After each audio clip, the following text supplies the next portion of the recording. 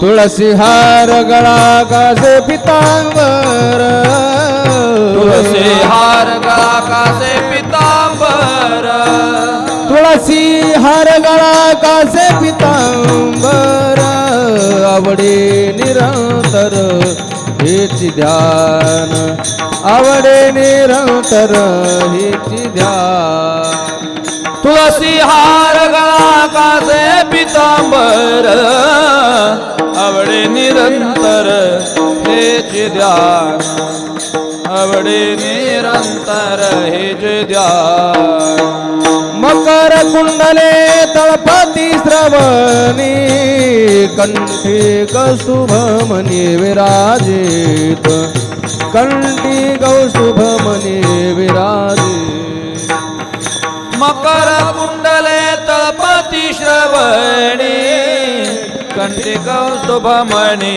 विराजित कंठी कौस्तुभमणी विराजित तुळसी हार गळा कासे पितांबर तुळसी हार गळा कासे पितांबर तुळसी हार गळा कासे पितांबर तुळसी हार गळा कासे पितांबर तुळसी हार गळा कासे पितांबर आवडे निरंतर हेची ध्यान आवडे निरंतर हेची ध्यान तुळसी हार गळा कासे पितांबर आवडे निरंतर हेची ध्यान निरंतर हेचे ध्यान तुका म्हणे माझे हेचे सर्व सुख तुका म्हणे माझे हेचे सर्व सुख तुका म्हणे माझे हेचे सर्व सुख तुका म्हणे माझे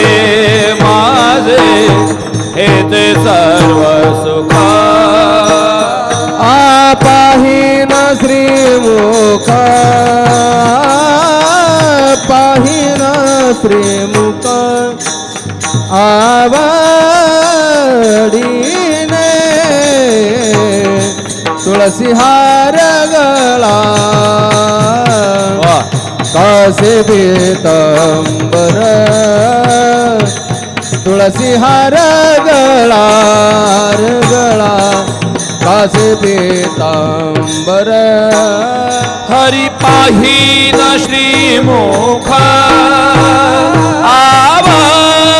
आवडीने तुळसी हार गळा कासे पितांबर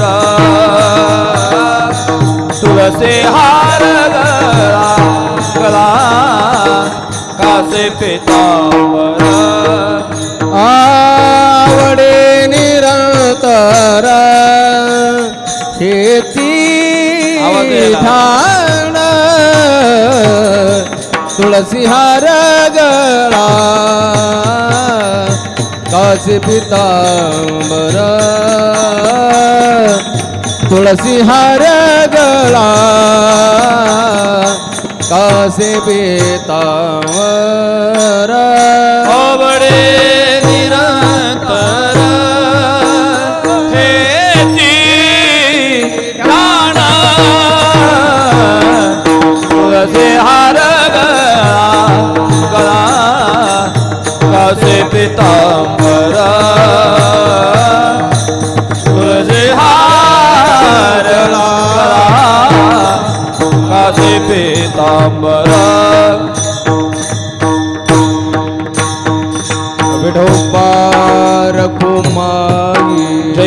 विठोबा रखुमाई विठोबा रखुमाई जय जय विठोबा रखुमाई जय जय विठोबा रखुमाई जय विठोबा रखुमाई विठोबा रखुमाई विठोबा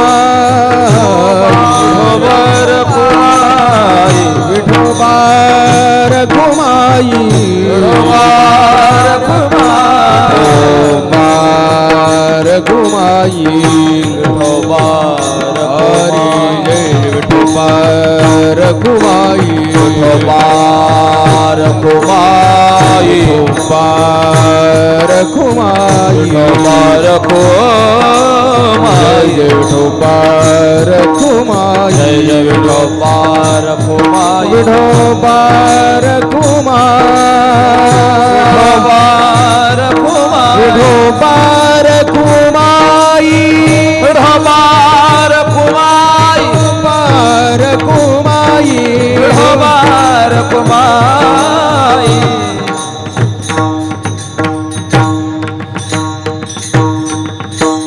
राम कृष्ण हरी हरि जय हरि जय जय राम कृष्ण हरि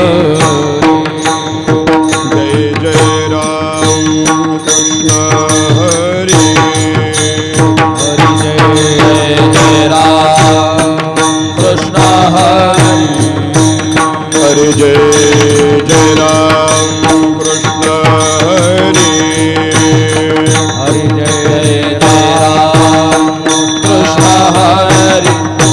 हरि जय जय राम कृष्ण हरी हरि जय जय राम कृष्ण हरि हरि जय जय राम कृष्ण हरी हरि जय जय राम कृष्ण हरि हरि जय जय राम कृष्ण हरी हरि जय जय राम कृष्ण हरि हरि जय जय राम कृष्ण जय जय राम कृष्ण हरि जय जय राम कृष्ण जय जय राम कृष्ण हरि जय जय राम कृष्ण जय जय राम कृष्ण जय जय राम कृष्ण जय जय राम कृष्ण हरि जय जय राम कृष्ण जय जय राम कृष्ण जय जय राम कृष्ण जय जय राम कृष्ण हरि जय जय राम कृष्ण जय जय राम कृष्ण हरि जय जय राम कृष्ण जय जय राम कृष्ण हरि जय जय राम जय कृष्ण जय राम कृष्ण हरि जय जय राम हरि जय जय राम कृष्ण हरि जय जय राम हरि जय जय राम कृष्ण हरि जय जय राम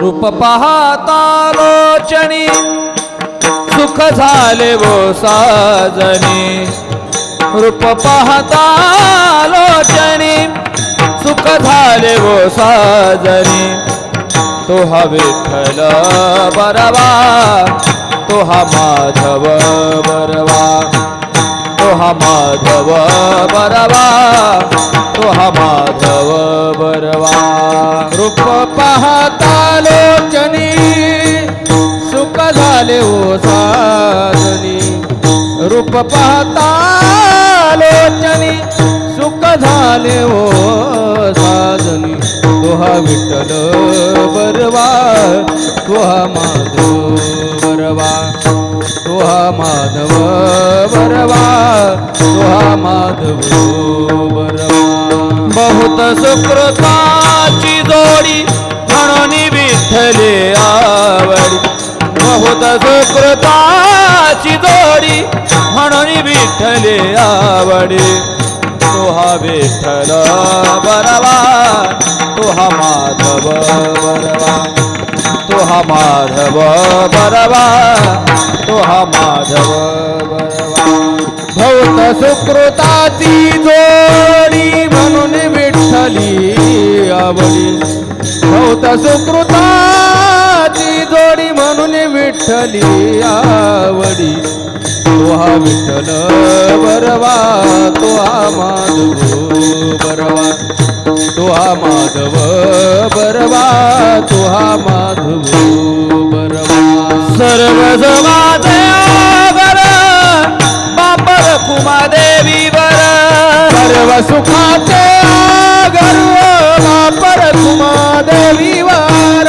सर्व सुखाचे आगर वापर तुम्हा देवीवर तो हा विठ्ठल बरवा तो हा माधव बरवा तो हा माधव बरवा तो हा माधव बरवा सर्व सुखाचे आगर वापर तुम्हा देवीवर सर्व सुखाचे आगर वापर तुम्हा देवीवर तो हा विठ्ठल बरवा तो हा माधव बरवा तो हा माधव बरवा हरे जय जय राम कृष्ण हरी हरी जय जय राम कृष्ण जय जय राम कृष्ण हरी जय राम जय जय राम कृष्ण हरी जय जय राम हरि जय जय राम कृष्ण हरि हरि जय जय राम जय जय राम कृष्ण हरि जय जय राम जय जय राम कृष्ण हरि जय जय राम जय जय राम कृष्ण हरि जय जय राम जय जय राम कृष्ण हरि जय जय राम हरि जय जय राम कृष्ण हरि जय जय राम हरि जय जय राम कृष्ण हरि जय जय राम कृष्ण हरि राम कृष्ण हरि जय जय राम जय जय राम कृष्ण हरि जय जय राम कृष्ण हरि राम कृष्ण हरि जय जय राम जय जय राम धन्य ते संसारी दयावंत जे अंतरी दयावंत जे अंतरी दयावंत जे अंतरी धन्य ते संसारी दयावंत जे अंतरी दयावंत जे अंतरी दयावंत जे अंतरी येथे उपकारासाठी येथे उपकारा येथे उपकारासाठी येथे उपकाराचा येथे उपकारासाठी आले घर जावय कुंठी आले घर जावय कुंठी आले घर जावय कुंठी येथे उपकारासाठी आले घर जावय कुंठी आले घर जावय कुंठी आले घर जावय कुंठी लटिके वचन नाही देही उदासीन नाही देही उदासीन नाही देही उदासीन लटिके वचन नाही देही उदासीन नाही देही उदासीन नाही देही उदासीन येथे उपकारासाठी येथे उपकारासाठी येथे उपकारासाठी येथे उपकारासाठी येथे उपकारासाठी आले घर जावय कुंठी आले घर जावय कुंठी आले घर जावय कुंठी येथे उपकारासाठी आले घर जावय कुंठी आले घर जावय कुंठी आले घर जावय कुंठी मधुरावाणी ओठी तुका म्हणे वाव कोठी तुका म्हणे वाव कोठी मधुरावाणी ओठी तुका म्हणे वाव कोठी मधुरावाणी होती तुका म्हणे वाव पोटी तुका म्हणे वाव पोटी तुका म्हणे वाव पोटी हे मधुरावाणी ओठी तुका म्हणे वाव कोठी तुका म्हणे वाव पोटी मधुरावाणी ओठी तुका म्हणे वाव पोटी मधुरावाणी होती तुका म्हणे वाव पोटी तुका म्हणे वाव पोटी तुका म्हणे वाव येथे उपकारासाठी येथे उपकारासाठी येथे उपकारासाठी येथे उपकाराचा येथे उपकारासाठी आले घर जावई कुंठी आले घर जावई कुंठी येथे उपकारासाठी आले घर जावई कुंठी येथे उपकारासाठी आले घर जावई कुंठी आले घर जावई कुंठी आले घर जावई कुंठी विठोबा रखुमाई जय जय विठोबा रखुमाई विठोबा रखुमाई जय विठोबा रखुमाई विठोबा जय जय विठोबा रखुमाई जय विठोबा जय विठोबा रखुमाई हरि जय जय विठोबा रखुमाई जय विठोबा रखुमाई जय विठोबा रखुमाई जय विठोबा रखुमाई विठोबा रखुमाई जय विठोबा रखुमाई जय जय विठोबा रखुमाई जय विठोबा रखुमाई जय विठोबा रखुमाई जय विठोबा रखुमाई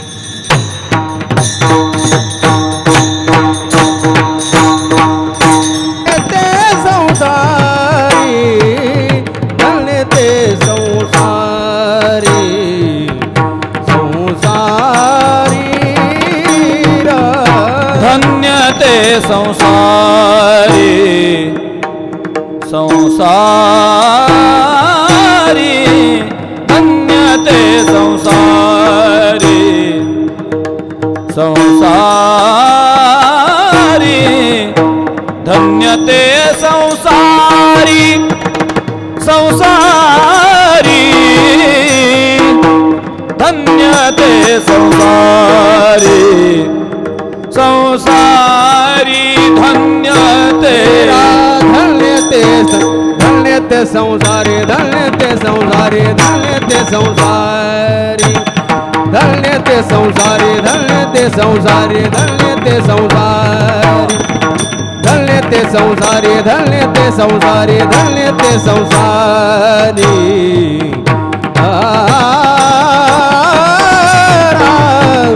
धन्य ते संसारी धन्य ते संसारी धन्य ते संसारी धन्य ते संसारी राम धन्य ते संसारी धन्य ते संसारी संसारी धन्य ते संसारी संसारी संसारी धन्य ते संसारी संसारी धन्य ते संसारी दयावंत जे अंतरी दयावंत जे अंतरी दया दयावंत जे अंतरी येथे उपकारासाठी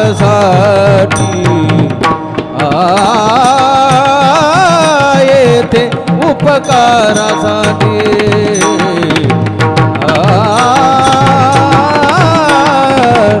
येथे उपकारासाठी उपकारासाठी राम येथे उपकारासाठी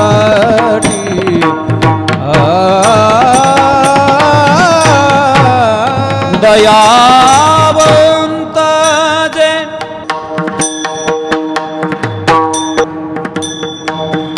दयावंत जे अंतरी येथे उपकारासाठी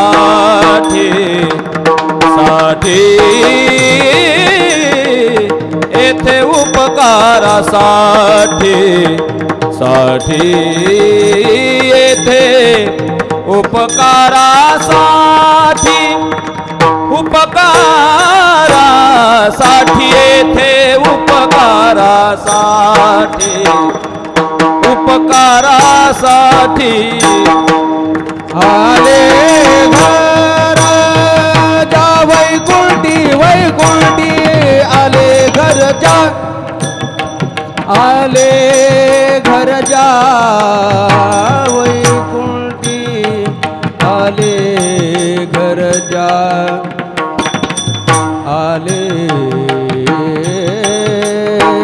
घर जा वैकुंठी वैकुंठी आले आले घर जा आले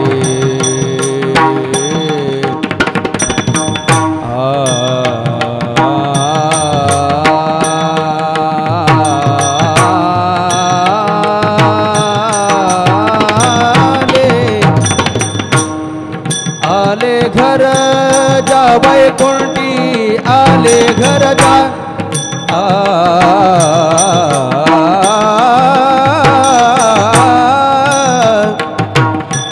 आले घर जा ले घर जा आले घर जा घर जा ले घर जा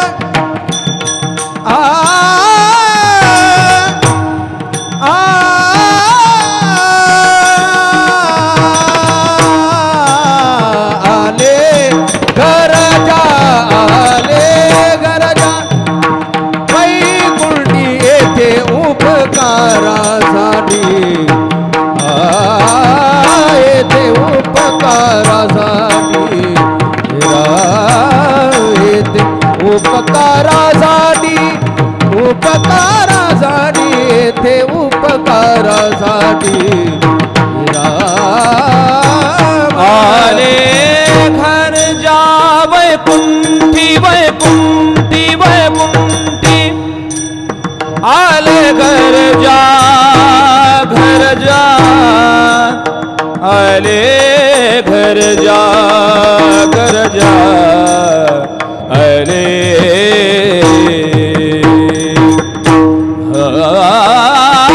आले आले घर जा वैकुंठी आले घर जा आले घर जा आले घर जा आले आले आले घर जा आले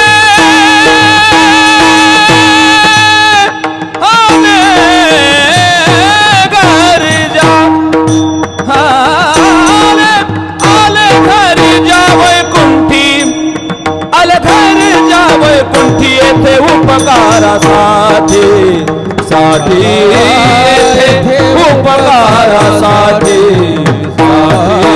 येथे उपकारासाठी साठी साठी येथे उपकारासाठी येथे उपकारासाठी येथे उपकारा आले घर जा वैकुंठी विठाला विठाला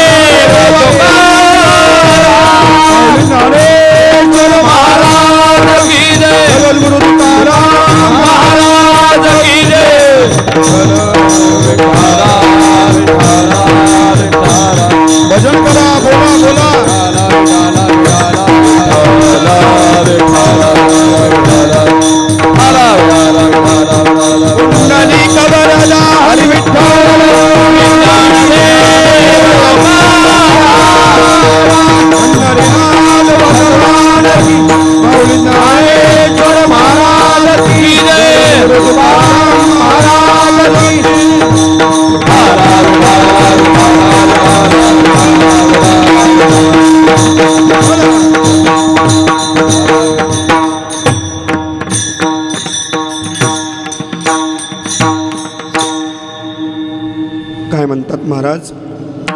धन्य ते संसारी दयावंत जे अंतरी, येथे उपकारासाठी आले घरजा वैकुंठी, लटिके वचन नाही देही उदासीन, येथे उपकारासाठी आले घरजा वैकुंठी, मधुरावानी ओठी तुका म्हणे वाव पोटी, येथे उपकारासाठी आले घरजा वैकुंठी, समचरणं सरोजं सान्द्रनीलाम्बुदाभं जगन्निहितं पाणिं मण्डनं मण्डनानां, तरुणतुलसीमाला कंदरं कंजनेत्रं सदयधवलहासं विठ्ठलं चिन्तयामि।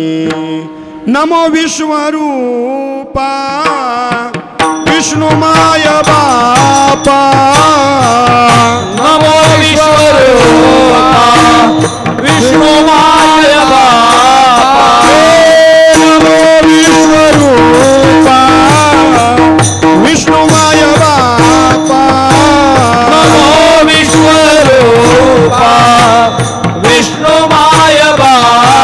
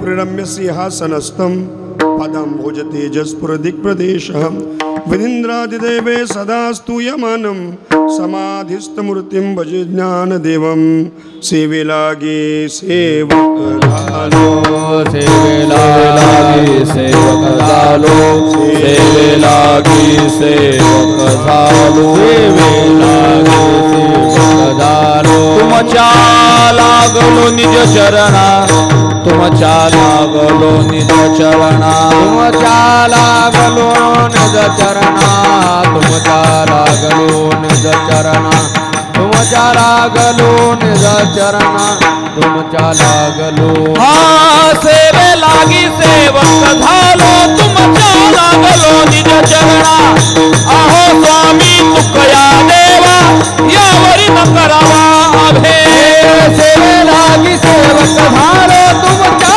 लागलो निज चरणा, अहो स्वामी तुकया देवा यावरी न करावा अवेर।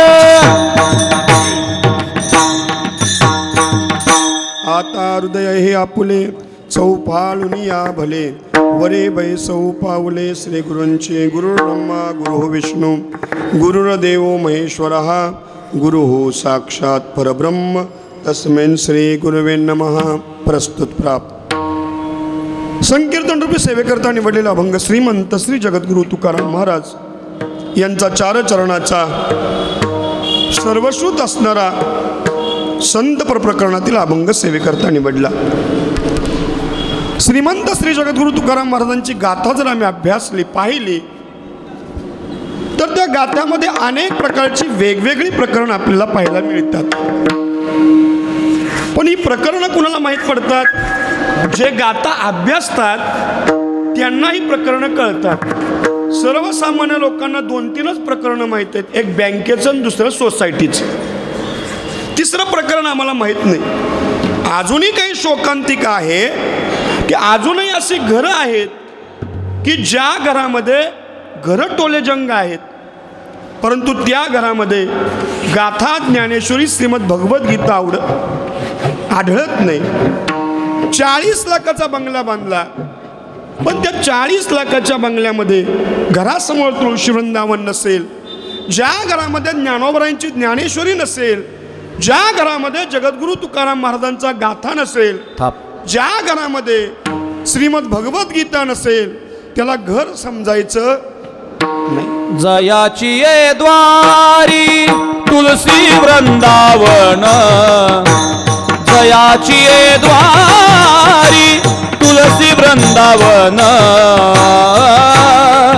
नाही ते स्मशान ग्रह जाना, ग्रह जाना, नाही ते स्मशान ग्रह जाना. जयाची ये द्वारी तुळसी वृंदावन, जयाची ये द्वारी तुळसी वृंदावन, नाही ते स्मशान ग्रह जाना, ग्रह जाना, नाही ते स्मशान ग्रह जाना. श्री महाराज वर्णन करताना करतात त्याला घर समजू नये, त्याला काय समजावं? स्मशान. आणि आत राहणारी भूत. तुम्हीच म्हणा, मी कशाला म्हणू. जी ज्ञानेश्वरी गाथा गीता वाचत नाही ती माणसं नाही, ती भूतच आहे. असावं ते वाङ्मय. जे वाङ्मय परदेशामध्ये पोहोचलं, जी ज्ञानेश्वरी परदेशामध्ये पोहोचली, श्री ज्ञानेश्वर महाराजांनी ज्ञानेश्वरीमध्ये नुसतं अध्यात्मच मांडलं नाही. ज्ञानेश्वरी म्हणजे अध्यात्म आणि विज्ञान दोहीचा समन्वय म्हणजे ज्ञानेश्वरी आहे. आज आम्ही आमचे सगळे शोध परक्यांच्या माती लावतो. विजेचा शोध लावणारे पहिले संशोधक जर कोण असतील तर ते ज्ञानेश्वर महाराज आहेत. आम्ही म्हणतो विजेचा शोध हा थॉमस एडिसननी लावला, पण एडिसनच्या आधी विजेचा शोध लावणारे पहिले संशोधक हे ज्ञानेश्वर महाराज आहे. हे कधी कळतं? ज्ञानेश्वरी वाचल्यानंतर. 7व्या अध्यायाच्या 58व्या क्रमांकाच्या ओळीमध्ये त्यावेळी ज्ञानोबरायांनी वर्णन केलं. मग उदकाचे आवेचे प्रगटीत तेजजे लकलकीत दिसे, तया विजुमाजी असे सलिल काही. आज आम्ही म्हणतो विजेचा शोध त्यांनी लावला, घड्याळाचा शोध ब्रॅकेटनी लावला, पण ब्रॅकेटच्या आधी घड्याळाचा शोध ज्ञानेश्वर महाराजांनी लावला. उपजेते नाशे, नाशले ते पुनरपी दिसे, हे घटिका यंत्र जैसे परिभ्रमेगा. घटिका यंत्र म्हणजेच घड्याळ. पृथ्वीचा परिवलन परिभ्रमण सिद्धांत 6व्या अध्यायामध्ये आहे. आज आमचं सरकार म्हणतं झाडे लावा, झाडे जगवा. अरे लावलेली झाडं जगवली पाहिजेत तर पर्यावरण चांगलं राहील, हे आमचं आत्ता सरकार सांगते. पण ज्ञानेश्वर महाराजांनी 14व्या अध्यायाच्या 233व्या क्रमांकाच्या ओळीमध्ये त्यावेळी आम्हाला उपदेश केला. नगरे चिरचावी, जलाशय निर्मावी, महावने लावावी नानाविध. आज जर आम्ही ज्ञानेश्वरी अभ्यासली तर कुठल्याच कीर्तनकाराला सासूही लागणार नाही आणि सुनही लागणार नाही. एवढे 3500 दृष्टांत श्री ज्ञानेश्वर महाराजांनी दिले. संत प्रकरणातील अभंग आहे. संत जेव्हा वर्णन करतात, मग ते पंढरपूरचं असेल, पांडुरंगाचं असेल, क्षेत्राचं असेल, संतांचं असेल, या वर्णनामध्ये आम्हाला कोणत्याही प्रकारचा अतिशयोक्तीपणा आढळत नाही. श्री ज्ञानेश्वर महाराज 13व्या अध्यायामध्ये वर्णन करतात. आम्ही आमचा स्वार्थ साध्य करून घेण्याकरता दुसऱ्याचं वर्णन त्याच्यामध्ये अतिशयोक्तीपणा वापरतो. काही काही लोक म्हणतात तुम्ही म्हणजे कर्णाचे अवतारच. अरे कर्ण कुठं तो कुठं करू बाबा. म्हणजे आम्ही आमचा स्वार्थपूर्ती करता आम्ही नको ते वर्णन करतो. ज्ञानेश्वर महाराज म्हणतात माणूस जर पाहिला तर माणूस हा स्तुतिप्रिय प्राणी आहे. दृष्टांत देतात ज्ञानोबा आहे. जसं चिखलाचा गोळा आहे, त्या चिखलाच्या गोळ्यावर पाणी पडलं की मऊ होतो. कोण? कोण? चिखलाचा गोळा. पाणी पडलं की मऊ होतो, पण वारा आलं की टणक बनतो. कोण? चिखलाचा गोळा. चिखलाचा गोळा मऊ होतो. कोण? चिखलाचा गोळा. चिखलाचा गोळा. कधी? पाणी पडलं. पाणी पडल्यानंतर मऊ होतो. कोण? चिखलाचा गोळा. ज्ञानोबराची भाषा आहे. वारा आलं की टणक पडतो. तसं हे चिखलाचं नाही, आमचंही तसंच आहे. त्या चिखलाच्या गोळ्याप्रमाणे ज्ञानोबराय म्हणतात आमचं काम आहे. स्तुती केली की आनंद होतो, आणि निंदा केली की कपाळाला हात धरतो, हात लावतो. निंदा मोटके ऐके आणि कपाळ धरुणे ठाके, थेंबे विरे निवारे शोके, चिखलो जैसा. पण संतत्व तसं नाही. तुल्य निंदा स्तुतेर मौनी, संतुष्टो येन केनचित, अनिकेत स्थिरमतिर भक्तिमान मे प्रियो न रहा. बर, ठीक आहे. सुभाषितकार वर्णन करतो. आमचं जर पाहिलं तर कसं आहे, म्हणे उंटाचं लग्न ठरलं. नवरदेव म्हणे उंट, आणि उंटाच्या लग्नामध्ये शांतीपाठ म्हणण्याकरता गाढवाला बोलवलं. शांतीपाठ मंगलाष्टका म्हणण्याकरता आमंत्रित केलं. कुणाला? गाढवाला. आणि लग्न कुणाचं? उंटाचं. नवरदेव आला, आणि आल्याबरोबर नवरदेवाला पाहिलं आणि शांतीपाठ म्हणणारं स्तुती केली. वा, म्हणजे आतापर्यंत नवरदेव पाहिले, पण तुमच्यासारखा स्वरूप संपन्न नवरदेव, वा काय तेज आहे. कुणाचं? नवरदेवाचं. बरं, नवरदेव किती सुंदर आहे आपल्याला सगळ्यांना ज्ञात आहे. उंट किती सुंदर असतो? नाही, उंट सुंदर नसतो. यांनी स्तुती करायला सुरुवात केली. स्तुती ऐकल्याबरोबर बरं वाटलं. कुणाला? नवरदेवाला. तो म्हटला, बाबा आतापर्यंत शांतीपाठ म्हणणारे पुष्कळ पाहिले, पण वा काय तुझा आवाज आहे. तुझा आवाज आल्याबरोबर असं वाटलं ऐकतच राहावं. काही सुस्वर पद्धतीनं तो गातोस. कोण? गाढव. आता गाढव किती स्वर पद्धतीनं गातं सगळ्यांना ज्ञात आहे. सुभाषितकार म्हणतो याला काही तथ्य नाही. उंटानांच गृहे लग्न, गदर्भा शांती पाठकहा, एकमेका प्रशंसती, अहो रूपम अहो ध्वनी. पुढं उदाहरण देताना त्यांना असं वर्णन केलं. 4 महिला एकत्र आल्या, गप्पा चालू झाल्या, विषय निघाला जावयाचा. म्हणे स्त्रियांचं प्रेम असतं, एक साई, जावई आणि शेण. आता शेणाचं जो सोडून द्या, खेडेगावामध्ये सुद्धा फरशा आल्या. आणि वर्णन करता करता एकीने वर्णन केलं, वा माझा जावई म्हणे ना एवढा हुशार आहे की अख्ख्या जिल्ह्यामध्ये माझ्या जावयासारखा हुशार कोण नाही. दुसरीला राग आला का, हे आपल्या जावयाचं वर्णन करते म्हणून. ती म्हणे, बाई तुझा जावई जिल्ह्यात हुशार नाही, एवढा हुशार आहे ना, पण माझा जावई अख्ख्या महाराष्ट्रात कोण हुशार नाही, एवढा हुशार आहे. म्हणजे तुझा जावई का हुशार आहे? काय नाही म्हणे, माझ्या जावयानं जर पत्र लिहिलं तर इतरांना वाचता येत नाही, एवढा माझा जावई हुशार आहे. ती म्हणे, हा काहीच नाही. जर माझ्या जावयानं स्वतः पत्र लिहिलं तर स्वतःलाच वाचता येत नाही, एवढा माझा जावई हुशार आहे. काय त्याच्यामध्ये तथ्य? काही तथ्य नाही. पण संत जेव्हा वर्णन करतात, पूर्ण अभंग पहा, त्याच्यामध्ये कोणत्याही प्रकारचा अतिशयोक्तीपणा आढळत नाही. श्री जगद्गुरु तुकाराम महाराज संतत्वाचं लक्षण या अभंगामध्ये प्रतिपादित करत आहेत. अभंगाचा पहिला शब्द जर पाहिला तर या शब्दामध्ये श्री तुकाराम महाराज धन्य असा शब्द वापरतात. तुम्ही आम्ही लोक ज्याला धन्य समजतो त्याला संत महात्मे धन्य समजत नाही. 3 संत महात्मे ज्याला धन्य समजतात त्याला तुम्ही आम्ही लोक धन्य समजत नाही. व्यक्ती परत्वे धन्यतेच्या व्याख्या वेगवेगळ्या आहेत. आम्ही धन्य कुणाला समजतो? नाथराय वर्णन करतात, एखादा निर्धन माणूस असावा, 2 दिवस उपवासी असावा, कुणीतरी 10 रुपये द्यावेत आणि त्या 10 रुपयाचं त्यानं लॉटरीचं तिकीट विकत घ्यावं. त्याला 5 कोटीचं तिकीट लागावं. उड्या मारतो, म्हणजे देवा आत्तापर्यंत मी फुटपाथवर भीकच मागितली, पण आज मला 5 कोटीचं तिकीट लागलं, आज मी धन्य झालो. नाथराय वर्णन करतो, जेव्हा निर्धन माणसाला धनाची प्राप्ती होते तेव्हा तो निर्धन माणूस स्वतःला धन्य समजायला लागतो. किंवा पुढं उदाहरण देताना देतात, एखादा निपुत्रिक असावा, गडगंज ऐश्वर्य असावं, अगदी 10 पिढ्या संपणार नाही एवढं ऐश्वर्य असावं, पण पोटी संतान नसावं.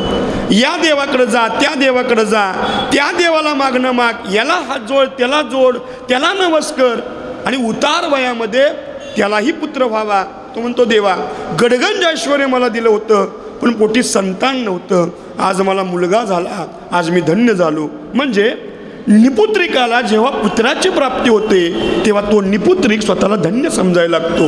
किंवा एखादा विद्यार्थी असावा, अनेक वर्ष खडतर परिश्रम करावेत, UPSCची परीक्षा द्यावी, आणि अनेक परीक्षा दिल्यानंतर एक दिवस तो कलेक्टर व्हावा. तो म्हणतो देवा आतापर्यंत माझ्या पदरामध्ये अपयश दिलंस, पण आज मात्र मी कलेक्टर झालो, आज मी धन्य झालो.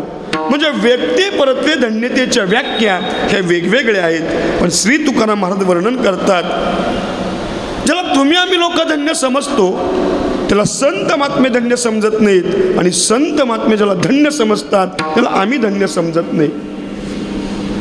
धनिकाला आम्ही धन्य समजायला तयार नाही. भाग्य तरी नो हे धनपुत्र दारा आणि निकटवास बरा संतापाई. सुभाषितकर एका ठिकाणी वर्णन करतो, का हे भाग्यवंत नाहीत किंवा आमच्या दृष्टिकोनातून का हे धन्य नाहीत, याला कारण सांगितलं. धनानी भूमो पश्यवच्च गोष्टी भार्या ग्रहद्वारी जनः स्मशाने देहचितायाम परलोक मार्गे कर्मानुगो गच्छति जीव एका. धन इथंच राहतं, गाईचे गोटे इथंच राहतात, बायको ते दारापर्यंत घालवत, जण तर स्मशानापर्यंत घालवत, आणि तिथं एकट्यालाच जळावं लागतं. मग आमच्या बरोबर काय येतं, कर्मानु गोगच्छती जीव एका. यावर श्री ज्ञानेश्वर महाराज भाष्य करतात, आगा कर्मी जे उरावे तै सुखदुःखी फळा यावे, तया ते भोगावया यावे देहा एका. काही काही लोक म्हणतात महाराज काय बघितलं का, 1 कोटीचा बंगला आपलाच आहे म्हणे, आतलं बाथरूम पाहिलं का, 50,000चे बाथरूम आहे, आपल्या एकट्याशिवाय कोण आंघोळ करत नाही. पलंग पाहिला का, जवळजवळ 50,000चा पलंग आहे, आपल्या एकट्याशिवाय कोण झोपत नाही. गादीची किंमत किती असावी, जवळजवळ 20,000ची गादी आहे, आपल्या एकट्या करता असती म्हणे. वरचं बेडशीट 5,000 रुपयाचे, उशीची किंमत 2,000 रुपयाची आहे. मग मला सांगा आपली शेवटची आंघोळ कुठं असते, 1 कोटीच्या बंगल्यात भावकी वडून बाहेर काढते. बरं कमीत कमी रोज 50,000च्या वयच्या पलंगावर झोप लागत नव्हती. मग पोरं म्हणतात का हा 50,000चा पलंग आमच्या बापाबरच जाऊ द्या. बरं ते जाऊ द्या, रोज त्या गादीशिवाय झोप येत नव्हती, कमीत कमी त्या कळकावरती 20,000ची गादी तरी अंतरावी ना. तेही नाही, जरा गंमत असते त्या भावकीमध्ये बघा. चांगली उशी जर डोक्याखाली कोण आणायला गेलं तर दुसरा भावकीतला म्हणतो अरे कळतं की नाही तुला का, मड्याखाली चांगली उशी कशाला, मग फाटकी घे, फाटकी घालावी लागते. जगत जेता सिकंदर सगळं जग जिंकून घेतलं आणि अंतकाळ जवळ आला. प्रधानजींना आश्चर्य वाटलं, अरे ज्याला सम्राट असं संबोधतात, सगळी सुख ज्याच्याचे पायाशी लोळणं घेत आहेत, सत्ता संपत्ती ऐश्वर्य सगळं काय याच्याकडे आहे, तरी याच्या डोळ्याला पाणी का. हात जोडून उभा राहिला, माझा एक प्रश्न आहे तुम्हाला, बोल ना म्हणे. सगळं जग तुम्हाला सम्राट म्हणतं, सगळी सुख तुमच्या पायाशी लोळणं घेत आहेत, तरी तुमच्या डोळ्याला पाणी का. तेव्हा त्याने सांगितलं बाबा माझे गुरु मला उपदेश करायचे, फकीर सिकंदरा जे तू कमवतोय ते तुझ्याबरोबर येणार नाही, आणि जे तू कमवायला पाहिजे ते अजून कमवलं नाही. याचा अर्थ मला त्यावेळी उमगत नव्हता, पण आज मात्र तो अर्थ मला उमगला. मी जाईन तेव्हा माझी शेवटची इच्छा पूर्ण करशील का. बोला ना म्हणे. मी जाईन त्यावेळी माझे दोन्ही हात उपडे ठेवायचे, एका बाजूला माझं सगळं सैन्य आणि एका बाजूला माझी सगळी संपत्ती. का जगाला कळू देत जगत जेता सिकंदर आला सुद्धा मोकळ्या हातानं आणि निघाला सुद्धा मोकळ्या हातानं. म्हणून महाराज म्हणतात धनिकाला आम्ही धन्य समजायला तयार नाही. मग महाराज तुमच्या दृष्टिकोनातून धन्य कोण हे आम्हाला कळू देत. श्री तुकाराम महाराजांचा गाथा जर पाहिला तर त्या गाथ्यामध्ये अनेक धन्यतेचे अभंग आपल्याला पाहायला मिळतात. ज्यावेळी आपण आळंदीला जाऊ, ज्ञानेश्वर महाराजांच्या समाधीचं दर्शन होईल, तो दिवस म्हणजे धन्य. धन्य आजे दीन झाले संतांचे दर्शन. किंवा धन्य काळ संत भेटी, धन्य काळ संत भेटी,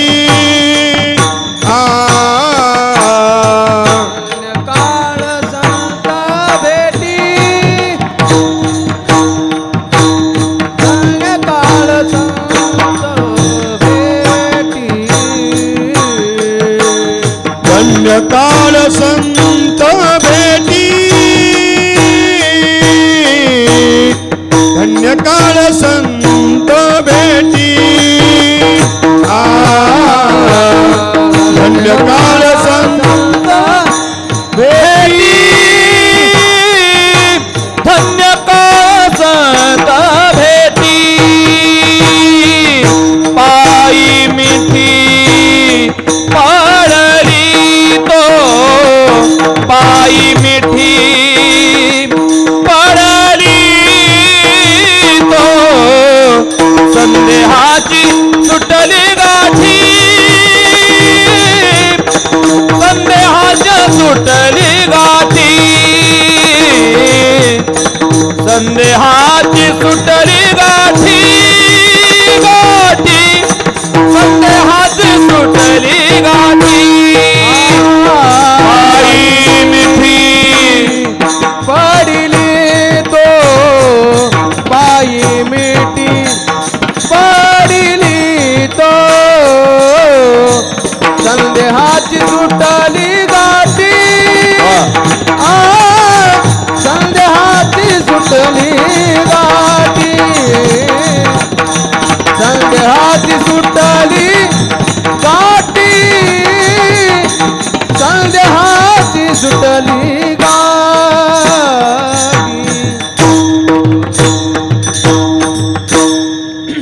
किंवा ज्या ठिकाणी संत अवतीर्ण होतात ती भूमी धन्य आहे. धन्य ते अरण रत्नाची ती खान, आणि जन्मला निधान सावता तो. एके ठिकाणी श्री तुकाराम महाराज आई वडिलांना धन्यता देतात. धन्य माता पिता तयाची तयाची, धन्य माता पिता तयाची तयाची, धन्य माता पिता तयाची तयाची, धन्य माता पिता तयाची. आपोलिया हिता जो से जागा, धन्य माता पिता तयाची, धन्य माता पिता तयाची, धन्य माता पिता तयाची. आपुलिया हिता से जागा, धन्य माता पिता तयाची, धन्य माता पिता तयाची, धन्य माता पिता तयाची.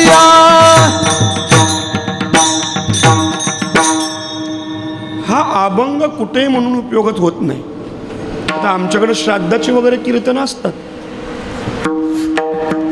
विचारलं कीर्तन म्हणजे श्राद्धाचं आहे. मेला कशाने? अख्ख्या गावानं सांगितलं दारू पिणं चांगलं नाही, वाईट आहे, वाईट आहे, पिऊ नको बाबा. पिऊन पिऊन मेला आणि त्याचं श्राद्ध आहे. आणि त्यावेळी अभंग जर घेतला आपुलिया हिता, गप पिऊन पिऊन मेला, कुठं बसतो अभंग? नको तिथं अभंग बस वापरून उपयोगाचं आहे. इथं धन्यता देतात पण कोणाला देतात? आपुलिया हिता जो असे जागता, धन्य माता पिता तयाची. जो आपल्या हिताला जागा आहे तो धन्य आहे नाही. जो स्वतः हिताला जागा असून ज्यानं आपल्या मुलांचंही हित केलं असे जे कोणी आहेत तेच धन्य आहेत. म्हणजे हिताचे दोन प्रकार आहेत. एक भौतिक हित आणि दुसरं पारमार्थिक हित. मुलाला इंग्लिश मिडियम टाकणं, चांगलं शिकवणं, डॉक्टर, इंजिनियर, वकील, IPS बनवणं हेही हितच आहे. पण ते भौतिक हित आहे. श्री तुकाराम महाराजांना हे हित अभिप्रेत नाही. करावं डॉक्टर करावं, इंजिनियर करावं, वकील करावं, IPS करावं, पण त्या आधी मुलांना वारकरी करावं ही काळाची गरज आहे. शोकांतिक आहे आमची. संप्रदायाकडे बघण्याचा दृष्टिकोन लोकांचा वेगळा आहे. आमच्या भागामध्ये तर फार अवघड आहे. नगर भागामध्ये चांगलं आहे. मुलगा असो किंवा मुलगी असो, जन्मला की 5वीला कितवीला 5वीला मार. पण काय काय ठिकाणी 5वीला म्हणजे 5वीत गेल्यावर नाही, 5व्या दिवशी माळ. आमच्या भागामध्ये अवघड आहे हो. काही काही भागामध्ये अवघड आहे. एखाद्या जर मुलाला माळ घालायची इच्छा उत्पन्न झाली आणि ते जर आपल्या आई वडिलांना म्हटलं, बाबा आई मी माळ घालू का, काय म्हणतात? माळ म्हटल्याबरोबर त्यांना आट्या उमटतात. काय नाही म्हणजे माळ घाल, माळ आपल्या 5 पुढे असल्या कोण भानगडीत नाही. भानगड आहे का माळ घालणं म्हणजे? असल्या भानगडीत पडू नको. ते जाऊ द्या, लगेच आई हात झाडत येते. काय म्हटलंस बाळा? काय नाही म्हणे, माझी इच्छा अशी तयार झाली की माळ घालावी. म्हणजे बघ तुझ्या पाया पडते, माळेच्या भानगडीत पडू नकोस. आता तुझं माळ घालायचं वय नाही, आता तुझं बोला कशाचं वय? खाया असली तर चौकात पुतळा बांधावा. असल्या गुणाची पुन्हा मिळेल का? खाया प्याचे दिवस. पोरांना माळ घालून देत नाहीत. 10वी पर्यंत पोरगं तुमचं. एकदा 11वीला पोरगं गेलं की कोणी छाती ठोक पद्धतीनं सांगूच नाही की माझा मुलगा व्यसनी बनणारच नाही. मग ते धाब्यावर जातं, नको ते खातं. खाता खाता पुन्हा आईचं शब्द लक्षामध्ये असतात, तुझं खाया प्याचं वय. खाता खाता पुन्हा प्यायलाही शिकतो. पेता पेता जेव्हा आई वडिलांना समजतं त्यावेळी वेळ निघून गेलेली असते. दारूला पैसे दिना की मग आईबापाला मारायला सुरुवात करतं. त्यावेळी आईबापांचे डोळे उघडतात. त्यावेळी ते म्हणतात आता काय करायचं, आता गप मार खायचा. आता काय करायचं? अरे त्यावेळी जर माळ घातली असती तर कमीत कमी पोरगं व्यसनी बनलं नसतं. मग स्वतः जे माळकरी आहेत, वारकरी आहेत, ते धन्य नाही. मग जे स्वतः वारकरी संप्रदायामध्ये आहेत आणि ज्यांनी आपली मुलं वारकरी संप्रदायामध्ये आणली तेच धन्य आहेत. ज्यांनी स्वतः वारकरी झाले पण आपली मुलं संप्रदायामध्ये आणली नाहीत ते धन्य अजिबात नाहीत. हो, नाहीतर महिन्याची वारी करायची आणि मुलं जर आमची वारकरी नसतील तर उपयोगाचं काय? आमच्या भागामध्ये असंच आहे. नवऱ्याला जर वाटलं की मुलाला माळ घालावी आणि त्यानं जर आपल्या बायकोला विचारलं, होय ग म्हणे काय, माझी अशी इच्छा आहे, आपण दोघांनी माळ घातली, बरं मग नाही तू म्हणत असशील तर आपल्या मुलांना माळ घालूया का? मग ती काय म्हणला, नाही तू म्हणत असशील तर मुलांना सुद्धा माळ घालू. माळ कुणाला? मुलांना. ती म्हणे आपण दोघांनी अडकावली, ती अडकावली बिचारी घातली सुद्धा म्हणे आपण अडकावली ती अडकावली आणि मुलांना कसं वारकरी करावं यांना सुद्धा धन्यता नाही. मग स्वतः संप्रदायामध्ये आहेत आणि मुलांना सुद्धा संप्रदायाच्या वाटेमध्ये आणलं असे जे कोणी असतील ते धन्य आहेत. धन्य धन्य जयाचे कुशी ज्ञान देव जन्मले. धन्य धन्य जयाचे कुशी ज्ञान देव जन्मले. धन्य धन्य जयाचे कुशी ज्ञान देव जन्मले. धन्य धन्य जयाचे कुशी ज्ञान देव जन्मले. तसं याही अभंगामध्ये श्री तुकाराम महाराज धन्यता देतात. आमच्या दृष्टिकोनातून धन्य कोण आहे? या संसारामध्ये जे अवतीर्ण जन्माला आले त्यांच्यापैकी आमच्या दृष्टिकोनातून नेमकं धन्य कोण आहे? ज्यांच्या अंतःकरणामध्ये दया हा गुण ओतप्रोत भरलेला आहे असे जे कोणी आहेत तेच या संसारामध्ये धन्य आहेत. हे मला अभंगाच्या धन्य ते संसारी. धन्य ते संसारी. संसारी धन्य ते संसारी. संसारी धन्य ते संसारी.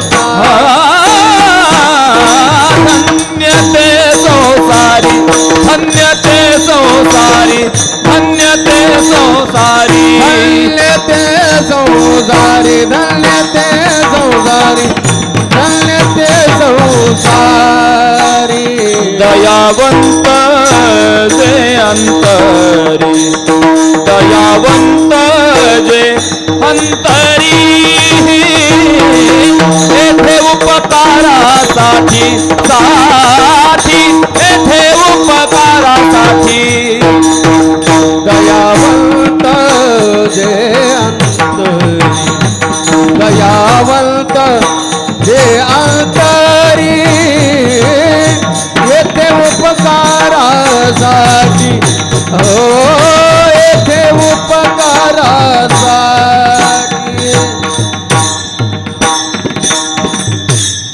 शब्द इथला महत्वाचे धन्य असं म्हणता आलं असतं धन्य हे संसारी काय बिघडलं असतं पण हे शब्दाचा वापर न करता श्री तुकाराम महाराज धन्य ते शब्दाचा वापर करतात श्री तुकाराम महाराजांची गाथा जर पाहिली तर गाथ्यातील संपूर्ण अभंग हे व्याकरण प्रचूर आहे महाराजांचं व्याकरण किती परकड आहे एक उदाहरण देतो आणि पुढे चलतो महाराजांचा एक अभंग आहे आम्ही भाग्यवंत म्हणू पण कुणाला सगळ्यांनाच नाही मग भाग्यवंत म्हणत जे भगवान परमात्मा श्री पंढरीनाथाला शरण गेले ते आमच्या दृष्टिकोनातून भाग्यवंत आहे भाग्यवंत म्हणू दया शरण गेले पंढरीराया पुढे महाराज वर्णन करतात तरले तरती हा भरवसा नामधारकाचा ठसा तरले तरले हा काळ कोणता आला आपण सगळेजण शिक्षित आहोत मला महाराजांचं व्याकरण सांगायचंय तरले हा काळ कोणता आला बोला तरले तरती हा भरवसा तरले हा काळ कोणता आला मी काय तुमची परीक्षा घ्यायला आलो नाही श्री महाराजांचं व्याकरण किती परिपूर्ण आहे कोणत्या विद्यापीठामध्ये श्री तुकाराम महाराजांनी MPhil PhD BEd कुठल्या विद्यापीठामध्ये केलं होतं पण सगळे अभंग व्याकरण प्रचूर आहे तरले तरले हा काळ कोणता आला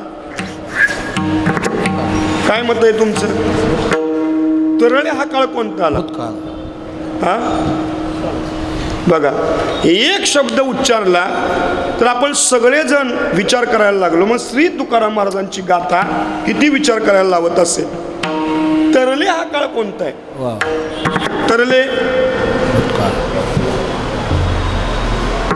तरले बरं ठीक आहे भूतकाळ तरती तरती वर्तमान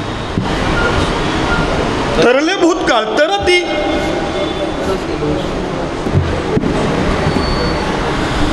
हा तरले भूतकाळाला तरती तरले भूतकाळ तरती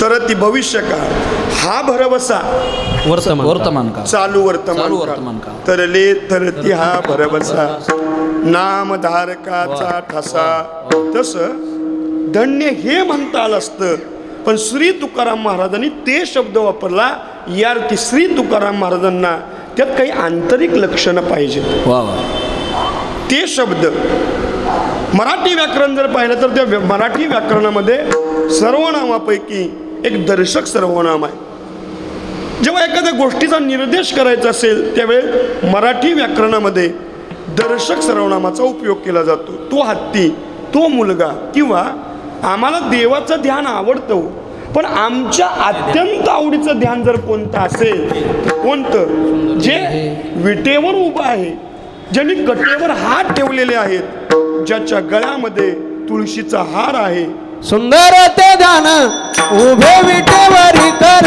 कटावरी ठेवोनिया कर कटावरी ठेवोनिया सुंदर ते ध्यान उभे विटेवरी कर कटावरी ठेवोनिया कर कटावरी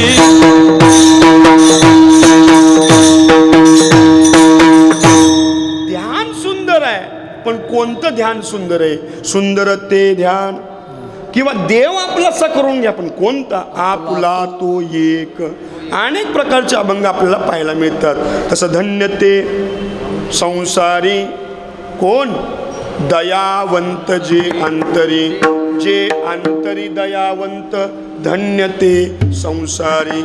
ज्यांच्या अंतकरणामध्ये दया हा गुण ओतप्रोत भरलेला आहे, असे जे कोणी आहेत आमच्या दृष्टिकोनातून तेच धन्य आहेत. किती दया असते ज्ञानोबरायांना विचारा. महाराजांचं प्रमाण आहे. लोखंड जर पाहिलं तर लोखंड अत्यंत मऊ असतं आणि लोणी जर पाहिलं तर अत्यंत कठीण असतं. लोखंड जर पाहिलं तर अत्यंत मऊ असतं आणि लोणी जर पाहिलं तर अत्यंत बहुतेक आता तुम्ही काय ऐकायच्या मनस्थितीत दिसत नाही. मी 2 वेळा म्हटलं तरी बुवा बरोबर आहे, जे सांगशील ते बरोबर आहे.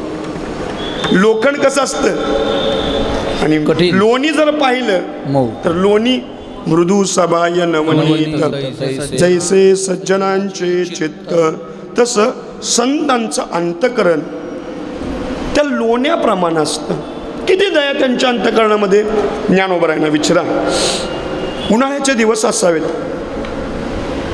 पायामध्ये चप्पल नसावी, एक 2-3 किलोमीटर बिना चप्पलचा आपण चाललो आणि घरी आलो. संध्याकाळी घरी आल्याबरोबर जळजळ होते. कुणाची?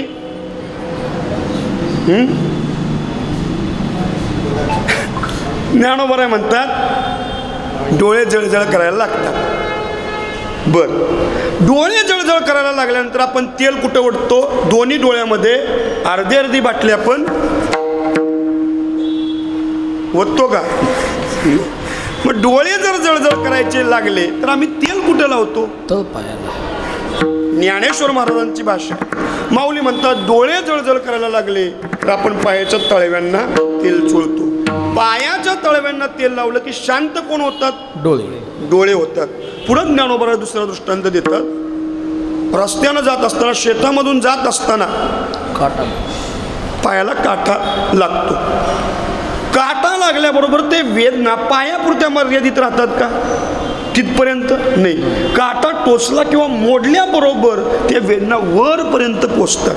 तसं संतांचं जर पाहिलं, इतरांना दुःख झालं की संत दुःखी होतात आणि इतरांना सुख झालं तर त्यामध्ये संतही सुखी होत असतात. मग असं का? असा त्यांचा अनुभव का? कारण सगळीकडे त्यांना व्याप्त असणारा भगवान परमात्मा दिसतो. ईश्वर सर्वभूतानां हृद्देश अर्जुन तिष्ठते, ब्राह्मण सर्वभूतानि यंत्रारूढानि मायया. यावर ज्ञानोबराय भाष्य करतात. सर्वभूतांच्या अंतरी हृदय महाअंबरी, चिदवृत्तीच्या शस्त्र करी उदयला सेजो. यावर तुकाराम महाराज प्रमाण देताना देतात. असं का बाबा? कारण त्याला एकमेव कारण आहे. ऐसा ज्यांचा अनुभव विश्वदेव सत्यत्वे, विश्वदेव सत्यत्वे, विश्वदेव सत्यत्वे. ऐसा ज्याचा अनुभव विश्वदेव सत्यत्वे, विश्वदेव सत्यत्वे, विश्वदेव सत्यत्वे. ऐसा ज्याचा अनुभव विश्वदेव सत्यत्वे, देवतया जवळी आसे आपणाचे दर्शने. ऐसा ज्याचा अनुभव विश्वदेव सत्यत्वे, ऐसा ज्याचा अनुभव सत्यत्वे.